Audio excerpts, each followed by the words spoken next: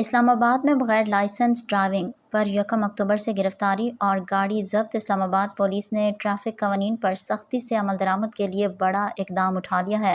ترجمان پولیس کے مطابق آئی جی اسلام آباد کے زیر صدارت ہونے والے اجلاس میں فیصلہ کیا گیا کہ 1 اکتوبر سے بغیر ڈرائیونگ لائسنس گاڑی چلانے والوں کو گرفتار کیا جائے گا اور ان کی گرفتاریاں بھی ضبط کر لی جائیں گی۔ پولیس نے شہریوں سے اپیل کی ہے کہ وہ مقررہ تاریخ سے پہلے ڈرائیونگ لائسنس ضرور حاصل کر لیں تاکہ کسی قانونی کارروائی سے بچ سکیں۔